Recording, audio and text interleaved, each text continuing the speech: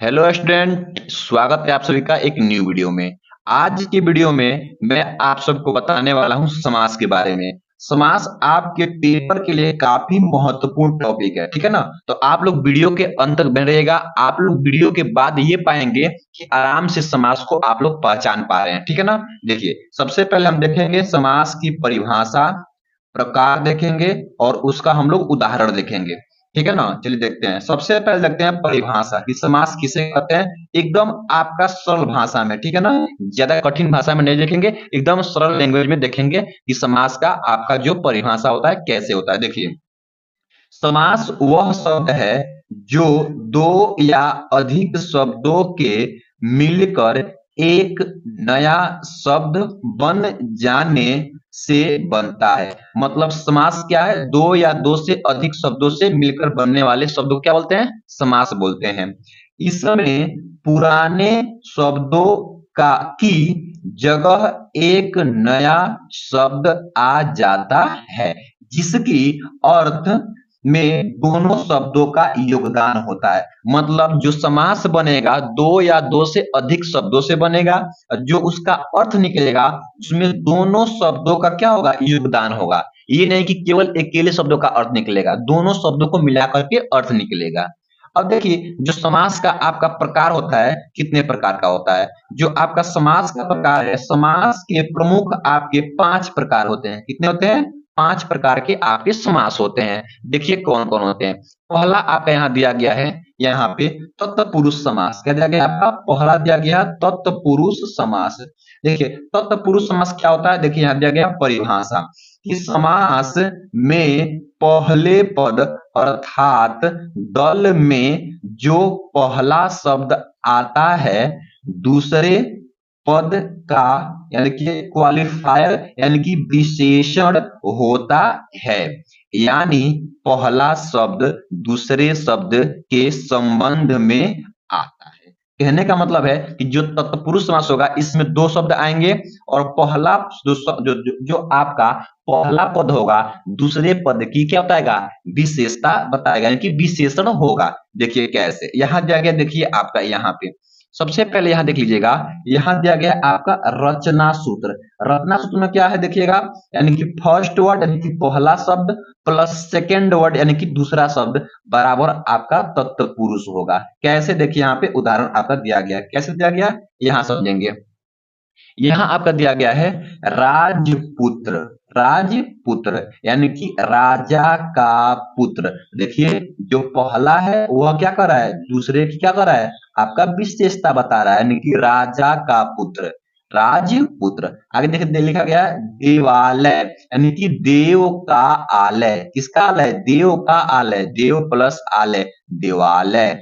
ठीक है। देखिए पहचान का तरीका क्या है, इसको हम कैसे पहचानेंगे कि ये आपका तत्पुरुष समास ही है। पहचानेंगे अगर बीच में का की के जोड़कर अर्थ बने तो संभव यानी कि 99% जो होगा आपका 99% तत्पुरुष समास होगा। जैसे राजपुत्र यानी कि राजा का पुत्र। तो ये आपका तत्पुरुष समास ऐसे हम लोग पहचान सकते हैं, ठीक है ना। अब देखते हैं, देखिए यहाँ पे आपका दिया गया दूसरा नंबर। दूसरा क्या दिया गया आपका यहाँ पे, द्वंद्व समास। क्या दिया गया, द्वंद्व समास। ये क्या होता है जी, देखिए परिभाषा पर देखेंगे। परिभाषा कि दोनों पद बराबर रूप से महत्वपूर्ण होते हैं, यानी कि इसमें भी दो या दो से अधिक शब्द बने, क्योंकि समास है तो दो शब्द आएगा तो दोनों क्या होंगे, बराबर रूप में होंगे, उनका महत्व क्या होगा, बराबर होगा। समास का अर्थ दोनों का संयुक्त अर्थ होता है, अलग अलग नहीं। अभी हम आगे पढ़ के आए हैं कि जो इसका अर्थ निकलेगा दोनों को मिला के निकलेगा, अकेले अर्थ नहीं निकाल सकता कोई शब्द। देखिए यहाँ दिया गया, इसका सूत्र क्या होगा, रचना सूत्र क्या होगा, देखिए ए प्लस ए बराबर ए माइनस ए। कहने का मतलब है कि ए भी महत्वपूर्ण होगा और बी भी महत्वपूर्ण होगा। यहाँ ए भी महत्वपूर्ण होगा और बी भी महत्वपूर्ण होगा, दोनों का साथ होगा, अकेले कोई नहीं हो सकता है।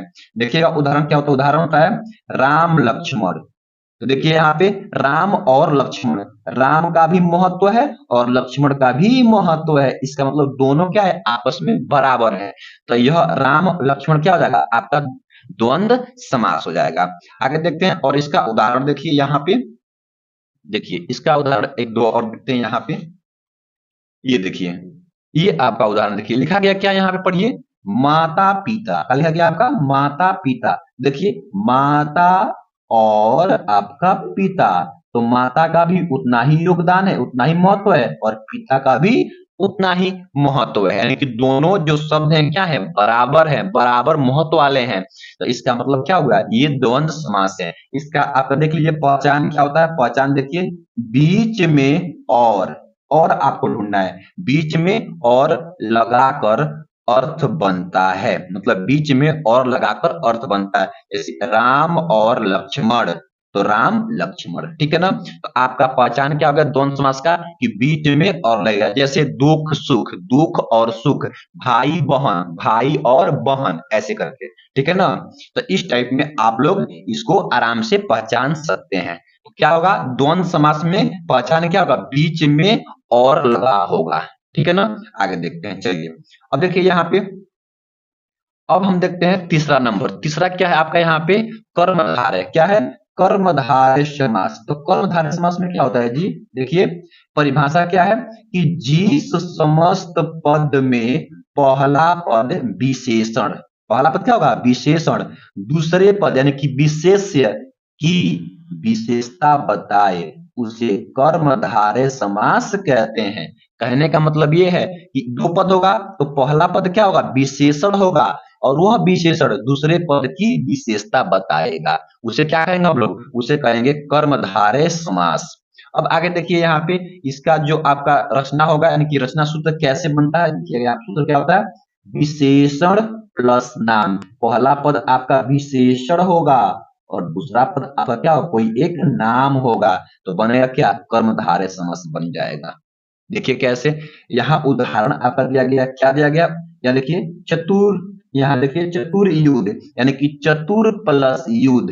देखिए चतुर क्या है आपका, यहाँ पे एक विशेषण है, क्या है, विशेषण। देखिए यहाँ लिखा गया है कि यहाँ चतुर क्या है, विशेषण है, और ये युद्ध क्या आपका नाम है, तो चतुर युद्ध, यानी कि चतुर युद्ध। यहाँ लिखा गया स्वर्ण मुकुट, क्या लिखा गया है, स्वर्ण मुकुट। यहाँ स्वर्ण क्या है, स्वर्ण आपका विशेषण है, स्वर्ण का मतलब होता है सोने, क्या होता है, सोना, और मुकुट क्या है, मुकुट का मतलब होता है आपका सिर पर धारण करने वाला, यानी कि सोने का मुकुट। यानी कि जो स्वर्ण है क्या है, विशेषण है, और किसका विशेष बता रहा है, तो मुकुट का विशेषता बता रहा है कि मुकुट कैसा है, सोने की जैसा है। देखिए पहचान इसका क्या होगा, इसका पहचान लिखेंगे, पहले पद को अलग से, लिखा गया पहले पद से अलग से, पढ़ने पर वह विशेषण जैसा लगता है। यानी कि हम और अलग पढ़े, जैसे मान लीजिए हम अलग से पढ़ रहे हैं चतुर, चतुर क्या है, एक विशेषण है, स्वर्ण क्या है, एक विशेषण है, ठीक है ना। तो ये पढ़ेंगे कि पहले पद को अलग से पढ़ने पर क्या लगता है कि वह क्या है, विशेषण है। यानी यहाँ पर देखिए, किसका या कैसा जोड़कर समझो, मतलब किसका या कैसा, जैसे मुकुट कैसा है, तो स्वर्ण है, यानी सोने की तरह है, तो कैसा या किसका। जैसे मान लीजिए कोई पूछेगा कि यह घर किसका है, तो किसका नाम होगा, यानी किसका घर है, तो यहाँ पे आप लोग से सवाल पूछ करके पता कर सकते हैं। तो वैसे ही यहाँ पे पूछे हैं कि मुकुट कैसा है, तो मुकुट कैसा है, स्वर्ण की तरह, यानी कि सोने की तरह है। तो ये जो आपका उदाहरण है किसका है, आपका कर्मधारय समास का है, ठीक है ना। अब देखिए यहाँ पे आगे, अब देखते हैं चौथा नंबर। देखिए एकदम आसान तरीके से आप लोगों को समझना है, ज्यादा टेंशन नहीं लेना है। देखिए ये बहुब्रीहि समास, देखिए बहुब्रीहि समास और कर्मधारय समास में बहुत ही ज्यादा कंफ्यूजन होता है, बच्चे अधिकतर यही पहुंच जाते हैं। देखिए क्या करना है, परिभाषा क्या होता है, देखिएगा कि वह समास है जिसमें, मतलब बहुब्रीहि वह समास है जिसमें कोई भी पद प्रधान नहीं होता। इसमें दो पद होता है, और दोनों पद में कोई भी पद क्या होता है, प्रधान नहीं होता है, बल्कि दोनों पद मिलकर किसी तीसरे पद की ओर संकेत करते हैं। मतलब दोनों पद मिल करके किसी तीसरे पद की ओर क्या करते हैं, संकेत करते हैं। जैसे देखिए इसका रचना सूत्र क्या है, रचना इसका सूत्र क्या है, कैसे बनता है, यह बनता है ए प्लस बी। ए क्या है, पहला पद, बी क्या है, दूसरा पद, इन दोनों को मिल करके क्या बनेगा, किसी तीसरे पद का नाम या विशेषण, ऐसे होगा। देखिए अभी उदाहरण से आपको समझ में आएगा। क्या होता है उदाहरण, देखिए लिखा गया चक्रपाणी, यानी कि चक्र प्लस पाणी मतलब क्या होता है? वह ईश्वर या पुरुष जिसके हाथ में चक्र है, मतलब वह ईश्वर या पुरुष जिसके हाथ में क्या है? चक्र है। यहाँ चक्रपाणी किसी व्यक्ति के लिए नाम बन गया, मतलब यह किसी व्यक्ति के लिए चक्रपाणी क्या बन गया? नाम बन गया। तो क्या हुआ देखिए, यहाँ चक्र और पाणी दोनों मिलकर के किसी तीसरे व्यक्ति की ओर इशारा कर दिए, तो क्या हो गया? यह आपका बहुब्रीहि समास हो गया। देखिए यहाँ पे शशांक, शस प्लस आंक, ये एक शब्द है और एक ये शब्द है, दोनों मिलकर के किसी तीसरे के लिए यानी कि चंद्रमा के लिए क्या कर दिए? चंद्रमा की विशेषता बता दिया, यानी कि चंद्रमा की ओर इशारा कर दिए। तो ये क्या हो जाएगा? पहला और दूसरा पद मिलकर के तीसरे व्यक्ति की ओर क्या कर दिए? इशारा कर दिए। तो शशांक का जाएगा आपका बहुब्रीहि समास। या मैं आपसे एक और यहाँ पे ऐड करना चाहता हूँ, बता देता हूँ। जैसे देखिए मान लीजिए कि हम मोन दे नीलकंठ, चलिए लिखते हैं नीलकंठ, नीलकंठ। एक होता है आपका नील मतलब नीला, कंठ मतलब आपका कंठ। तो नीलकंठ, नीलकंठ, नीलकंठ किसको बोलते हैं? हम लोग भगवान शिव को बोलते हैं। तो नीला है जिसका कंठ, नीला है जिसका कंठ मतलब अर्थात शिव भगवान। तो देखिए पहला पद और ये दूसरा पद दोनों मिलकर के क्या कर दिया? तीसरे व्यक्ति की ओर इशारा कर दिया, मतलब किसके ओर? आपका श्री यहाँ पे शिव भगवान की ओर यहाँ पे इशारा कर दिया। तो नीलकंठ क्या हो गया? आपका बहुब्रीहि समास हो गया। ठीक है, देखिए पहचान क्या है? समास के दोनों पद जोड़ने पर नया शब्द किसी तीसरे के गुण नाम के लिए है, मतलब पहला पद और दूसरा पद मिलके किसी तीसरे की ओर इशारा करेंगे। जैसे ए, यहाँ लिखा गया सीधे ए का बी नहीं होता, मतलब इसमें ए का बी नहीं होता, मतलब दोनों मिलकर के तीसरे की ओर इशारा करते हैं। बिल्कुल राइट, आप लोग समझ सकते हैं। आइए देखते हैं अगला। एक और दिया गया आपका इसमें जो आप लोग को पढ़ना है। देखिए यहाँ पे देखते हैं, ये देखिए अब आपका पढ़ना है 5वां नंबर जो आपका समास है अव्ययी भाव। क्या है? अव्ययी भाव समास आपको ये पढ़ना है। अव्ययी भाव, देखिए परिभाषा क्या होता है? परिभाषा है कि अव्ययी भाव समास वह समास है जिसमें पहला पद पूर्व पद प्रधान होता है, मतलब पहला पद क्या होता है? प्रधान होता है, और पूरा समस्त पद एक अव्यय यानी कि क्रिया विशेषण का काम करता है। इसमें कई बार पहला पद आ, देखिए ध्यान दीजिए, आ, प्रति, यथा, निह, सह, अनुसार जैसे उपसर्ग होते हैं। मतलब इस आपके समास में जो पहला पद होता है आ, प्रति, यथा, निह, सह, अनुसार जैसे उपसर्ग लगे रहते हैं। देखिए जैसे उदाहरण देखिए, यहाँ पे देखिए उदाहरण, आपका उदाहरण दिया गया क्या? पहला यथाशक्ति, देखिए यहाँ यथा आ गया ना, देखिए यहाँ पे यथा, तो यथाशक्ति, तो यथाशक्ति मतलब शक्ति के अनुसार। तो यथाशक्ति क्या हो जाएगा? आपका अव्ययी भाव समास हो जाएगा। दूसरा देखिए प्रतिदिन, देखिए प्रति भी यहाँ पे आ चुका है, प्रतिदिन मतलब हर दिन यानी कि रोज। तो देखिए यहाँ भी प्रति था, ये भी आ गया, यथा भी आ गया। तो प्रतिदिन क्या हो जाएगा? आपका अव्ययी भाव। देखिए भर पेट, भर पेट मतलब पेट भर के, पेट भर के, पेट भर कर या भर के, ये भी पेट भर क्या जाएगा आप यहाँ पे? भर पेट मतलब आपका अव्ययी भाव समास।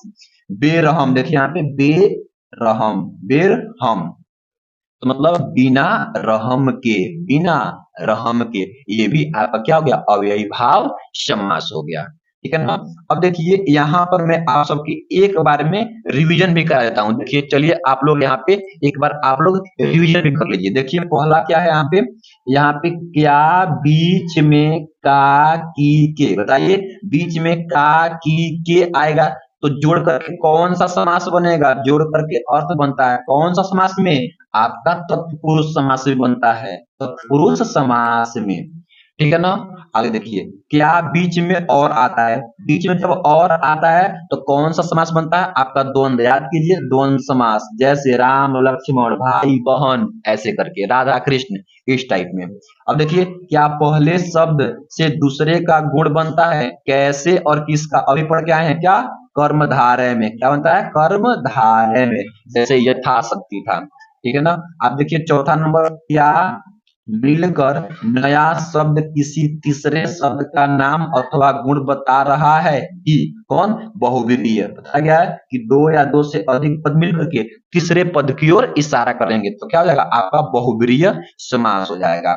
आगे देखिए, क्या पहले शब्द अव्यय जैसे ऊपर, नीचे, पूर्व, अनंत जैसा है और पूरा शब्द क्रिया स्थिति बताता है? क्या हो जाएगा? आपका अव्ययी भाव समास हो जाएगा। तो ये पांचों आपका समास का यहाँ पे था, आपका ये पहचान। अब देखते हैं थोड़ा सा इसका हम लोग उदाहरण देख लीजिए। सूर्यास्त, बताइए आप लोग कमेंट कीजिए कि सूर्यास्त कौन सा आपका समास होगा। देखिए यहाँ पे सूर्य के अस्त होने का समय, तो अभी आप लोग देखिए यहाँ पे का आ गया तो क्या होता है? आपका अव्ययी भाव होता है। क्या होता है? अव्ययी भाव। ठीक है ना। अब देखिए, हरिण घात, हरिण घात उत्तर क्या आपका? तत्पुरुष समास है, हरिण का घात। क्या होता है? हरिण का घात।